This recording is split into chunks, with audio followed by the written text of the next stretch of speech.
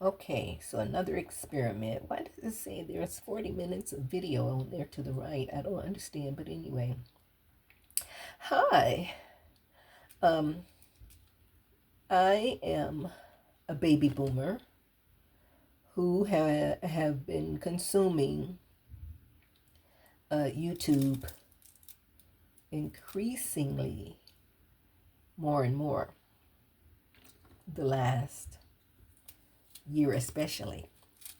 I originally created a YouTube channel years ago. Honestly, don't remember how long ago, but I uploaded many videos on unlisted and private. Basically, to I learn best by doing. To learn while simultaneously um, video journal my own life and progress. So I think I have to look it up again to be sure, but maybe 100 something between, I'm thinking 2 to 400 even videos, short, mostly shorts, was considered shorts, um, that have never been published. And lately, since within the last 6 months, uh, I have been consuming more and more and more. I've been uploading, mostly for private journaling purposes, to journal document my own life and progress, especially, oh goodness, so much has happened in the last year. Uh, and it's an easier way to journal than just writing journals. I used to write journals when I was younger, and found journaling to be extremely therapeutic and helpful. Now, I've been watching, especially, um, a couple of younger, um, great generational gap too, YouTubers who are new to YouTubers who are blowing up and excited about how YouTube has changed their lives dramatically. Um, the first one I ran across, Dodash. Uh, she's a woman, says she just made 43, I believe, just making 43. And I've been watching her and enjoying her YouTubes. They're inspiring. Some are funny. She's very talented, and she's been taking viewers along. I subscribed, of course, right away. She's been taking viewers along with her on the journey of door dashing. Uh, so she's the first younger person, 43, I believe, yes, younger than my youngest, who's my son. I have a son and a daughter. And I then found more recently, just in the last week, I guess, another even younger. I think he's half her age. He's like 20 something. Um, Dante London, the young man, London, who was living in housing projects and has blown his channel up.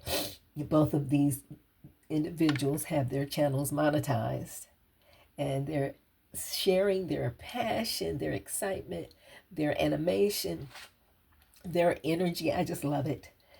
I'm a baby boomer, just made 69, December 27th, and today is what, February 4th? Or is it already February 5th? No, it's just about 10:30 p.m. or so, Central Time. I'm in Texas. Um, so it's still Wednesday.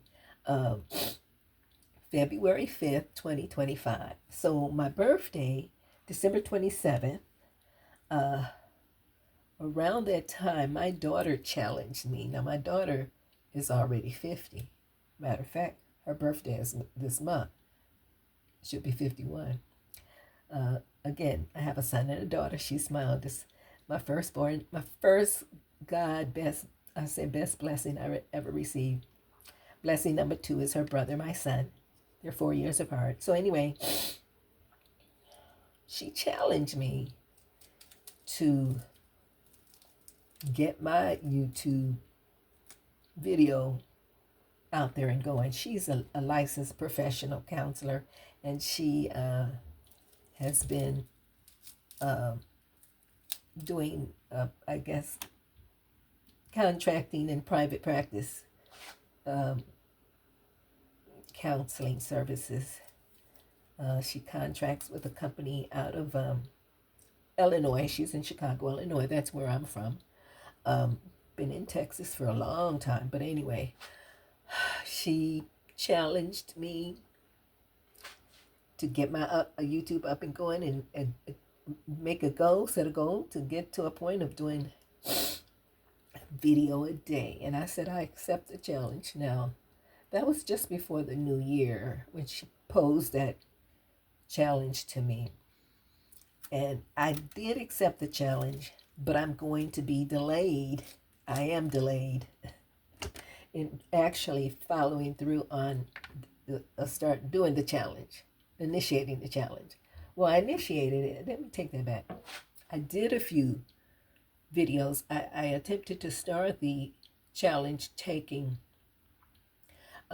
recording a video one a day with a different covering hat. I say I'm a woman of many hats. So I would have on a different scarf, bandana in this case, or hat. I would have on some kind of head covering in each of my videos. And set a goal to get to a point where I'm doing one a day for at least 10 minutes, a 10-minute video or more. So I'm watching simultaneously. I'm listening to her challenge me. I'm motivated because I'm watching DoDash and now also, well, I watch many others, but DoDash and Dante were the two younger people who have so inspired me and motivated me to become one of the community of new small YouTubers who endeavor to publish a video daily, hopefully daily, at least one a day. And all ages have been encouraged. And I've seen other video YouTubers who have recommended, hey, young people, hey, everybody, this is something we can all do this and make money, get monetized, do YouTube videos enough to become monetized and it become a great hobby that pays. So, and in some cases, very well, it can be extremely lucrative. So we got to start somewhere. And I'm now starting because what really delayed me in jumping onto the challenge was, like I told my daughter, I want to start fresh. I want to start a new YouTube channel and start fresh and clean because my old channel is full of random mishmash videos. And I don't know, come to think of it, I guess I could publish, I need to look into that, videos at any time. I'm still learning the policies and procedures, policies and everything, guidelines and rules for YouTubers. I've got, for example, these old videos. Can I publish them at any time? Can I have had them sitting for months or even years and then decide to publish them? Is that acceptable? I don't know yet. I'm learning as I go. Sometimes I'm a slow learner. And I better go on and start off my YouTube video by better introducing myself. I go by V, Nana V. My name is Variella V. As I said, I'm a baby boomer. I'm going through a divorce. And that's a whole big story. I won't go into too much of that right now. But as time goes, I'll share more about myself. But I moved into this HUD apartment. So kind of like Dante, London, I'm back in the projects. It's a different kind of projects from what I grew up with. As I said, I'm from Chicago, Illinois. I literally lived in a place called Robert Taylor Housing Projects, and I had cousins who lived in a place called Cabrini Green Housing Projects. Anyway, in Chicago, Illinois, those projects were projects. HUD housing here that I'm living in here in this small town of Texas, little hill country town in Texas. This is a really nice setup. Low income housing. I'm in a HUD housing, I don't want to say facility, really a project, but complex that, again, it's for low income. I'm in one that's earmarked for seniors and or adults with disability. So, we're on fixed income, and the HUD program allows us to live here paying no more than 30% of our rent. So it's kind of maybe similar to what they call a Section 8, where the HUD housing or whatever must get the balance of the rent from the state government. I honestly don't really know. I have had Section 8 housing way back in Chicago, Illinois. I was a single mom for a while, raising my son and my daughter, and we lived for a while there on very, very low income. I had, low paying jobs, wage jobs, and I would be between low paying jobs and public assistance. At one time, food stamps, the whole 9 yards. Medicaid, and anyway, so now I'm in Texas, and it's kind of like I've come full circle, but unfortunately I've returned to a place where I didn't expect to be, and certainly didn't hope to be. I came to Texas, oh God, in '94. And eventually worked my way up. I went back to school, went to a LCBC training school in San Antonio, Texas, excuse me. And LCBC for Licensed Chemical Dependency Counseling. I took the course, the college course. I took it when the state of Texas Department of Human Services, Texas Health and Human Services, which govern the rules and whatnot for the licensing requirements, exams, and so forth to become a licensed chemical dependency counselor.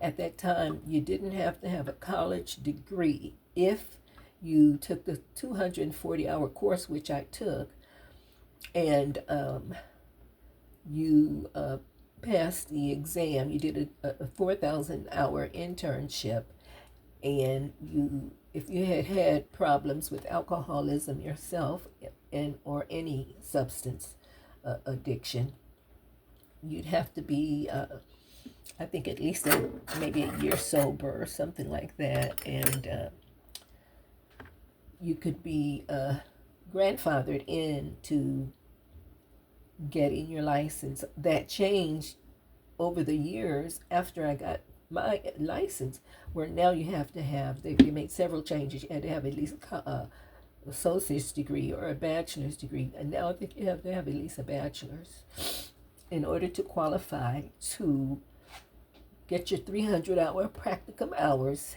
and your 4,000-hour internship, and then go test. I think now you can test before completing an internship. If you pass the test, you can get your license. Maybe, I'm not sure exactly how it works. You may have to still, I don't know.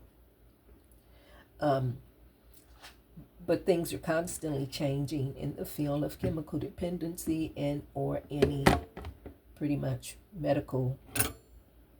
It's not exactly medical, but there is some medical aspect to becoming a licensed chemical dependency counselor. If you're not medical staff, you become a clinician, clinical staff. You know, we're clinicians when we're counselors. My daughter is an LPC. She went on and got her master's. I did not yet. I'm a senior citizen who is actually disabled. I was diagnosed after, well, it's a long story. I was diagnosed a major depressive disorder patient back in my 20s. I had major depressive disorder. Now, in my 50s, my diagnosis was changed to bipolar disorder and complex post-traumatic stress disorder. Despite those diagnoses, I was very highly functioning, very functional. I did recover from alcoholism myself. I became a functioning alcoholic. I drank for 20 years of my life. I became totally abstinent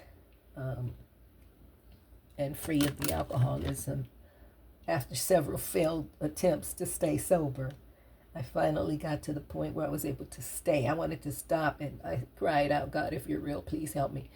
Stay stopped. I didn't want to keep, as we used to call it back then, falling off the wagon, where I would dry up, clean up, get sober for a little bit, for a while there, and after short order, weeks or months, I'd be returned to the drinking again. That became a little bit of a cycle there that was troubling for me for a while. So I become totally abstinent.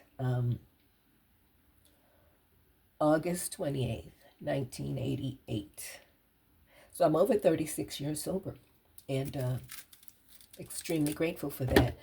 However, I'm noticing that the older I'm getting, I've been seeing some more disturbing symptoms, and I'm in therapy. At least I have a therapy session once a month, and I resumed therapy because I had been able to do without even therapy, regular therapy sessions, for quite a while. I actually became a single woman. I tried marriage a few times, became divorced and single, and was happily single for 17 years. And then I was introduced to the husband I'm now divorcing. After 17 years single, and as a senior citizen, I had 65 years old, was introduced to a gentleman, and 3 years ago, accepted his marriage proposal. And that's, again, I won't go into too much of that right now. It's too early on to get into that deep dive chaos. Anyway, so I left the husband of 3 years, August of 24, just last, so almost six months ago. It'll be 6 months ago, right? This month. This is February. And I moved into this HUD apartment establishment, and I'm living on my Social Security, and I've come to accept and realize, like I said, and acknowledge that there's some other things going on. Maybe some organic stuff is happening. I am comorbidly diagnosed, meaning co have more than one diagnosis. Again, we obviously, I knew about, I knew the two, the complex post-traumatic stress disorder and the bipolar disorder. Now it's not necessarily disorder, but it looks like I'm I am having symptoms. Not just it looks like. I'm obviously for the last several months have been having symptoms of mild to moderate traumatic brain injury. And anyway, um, and I'm getting manic sometimes with the bipolar situation, refusing to take medications unless I get to that point where I absolutely feel I have no choice. I have been on medications, but since then I've used cognitive therapy and naturopathic remedies and techniques to help manage the bipolar um, piece of me. But the symptoms that I've been having that indicate perhaps um, delayed in not being visible, not being prominent, and obvious symptoms of mild to moderate traumatic brain injuries. I had from starting childhood into young womanhood, adulthood, multiple times of receiving traumatic head injuries. Um, yeah, injuries. You know, and I'll go into that later quite a bit more extensively, especially in a book. I don't know that I'll do that on my YouTube channels. But so I hope to encourage part of the goal for my YouTube channel, this new channel, is to not only share from my experience, but hopefully encourage, motivate, and inspire others. And I have some areas of specifics that I guess could be considered a niche-like area. Niche.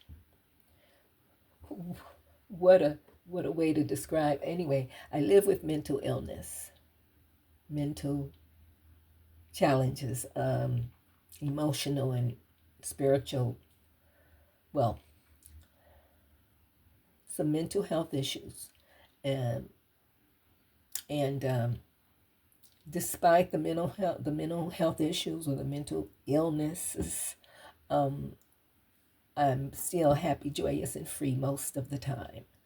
I live with the challenges, and yet I realize now also, especially I've learned a lot more in the last 60 days.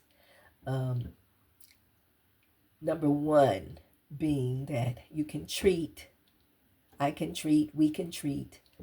mild to moderate traumatic brain injury sometimes with brain exercises, ongoing, constant brain exercises, working the brain, just like going in the gym, working out, building muscles regularly, daily. I've used my mania, for lack of a better, description. I do get manic and I go, go, go, go, go. And I tend to, I don't want to say sustain mania, but be manic a lot and become and do things somewhat impulsively. But for the most part, I've been able to manage that enough so as to not totally be all over the place. But lately, I'm being almost all over the place more and more. And yet, being all over the place, being hyperactive, ADD, ADHD, manic, whatever, however you want to describe it, while it is chaotic, it's frustrating perhaps, it's also has a positive side. It's like one coin, both sides. One side can be negative. I'm looking mostly at the positive side of the coin, being that my brain is constantly being not just stimulated, but exercised. And again, for someone with mild to moderate traumatic brain injury, that's a good thing. The exercising of any brain can help prevent and or delay Alzheimer's, dementias. I'm a living proof witness that it can be helpful. Just made 69. I've seen people have early dementias. I have been a caregiver all my life, actually. I was professionally a licensed chemical dependency counselor from 2000 to 2013. I did my internship, a 2-year internship, 4,000 hours from 98 to 2000. I tested, eventually got my license. But in addition to that period of between 2000 to 2013, while being a professionally active and alive licensed chemical dependency counselor, mostly working in an inpatient adult treatment facility for alcohol and other mind-altering substances addictions. I often also simultaneously worked another job for many periods during that 13-year session, 13 to 15-year session. I worked full-time at a treatment center, a facility, and I also would have a side hustle somewhere. I may work for a while with a kids program, a daycare, a kids shelter. I did a variety of other things. I did private care giving assignments. So I worked as an independent free contractor doing caregiving in clients' homes.